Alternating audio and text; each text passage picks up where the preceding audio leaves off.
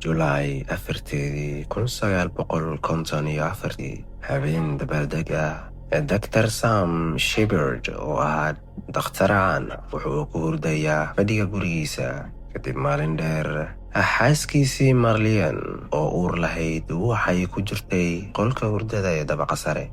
Gurigu waxa uu u muuqday mid nabad ah, laakiin nabadaasi waxa ay ku dhammaatay qaylo iyo naxdin. Dr. Sam wuxuu sheegay inuu ku soo toosay qaylo, wuxuuna kor uga ordayay dabaqa sare. Halkaasi uu ku arkay qof dhar madow wadan oo uu xaaskiisa dilaya. Dr. Sam waa lala dagaalamay waana la garaacay ilaa uu miir beelay. Markii uu soo toosayna Marlian oo ahayd xaaskiisa way dhimatay, waxaana loo dilay qaab naxariis daro ah. Laakiin halkan ayay sheekadu iska beddelaysaa. Boolisku ma rumaysan sheekada Dr. Sam, waxayna yiraahdeen ma jiro qof guriga soo galay, albaabadu mala jabin, ee adiga ayaa dilay xaaskaaga. Ma jirin wax caddeyn ah oo muujinayo in qof kale uu guriga joogay. Dr. Sam waxa uu noqday ninka lagu neceb badan yahay. Sanadkii 1954 lagu xukumay xabsi daa'ima.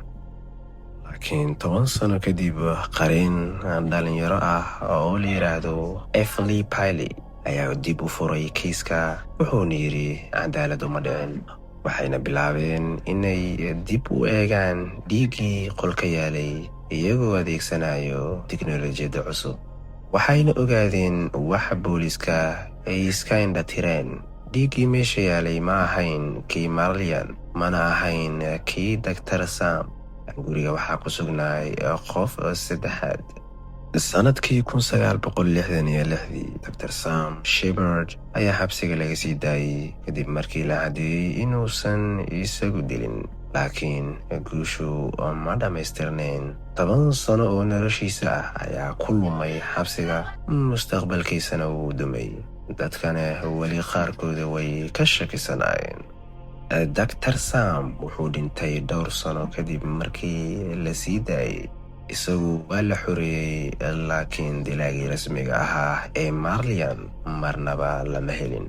sheekadani waxay xasuusin u tahay dunida in mararka qaarkood nidaamka uu qaldami karo, nolosha qofna ay ku dumin karto hal habeen oo madow dhexdiis. saaxiibayaal, subscribe noo saara, like, share. fi amaanillah.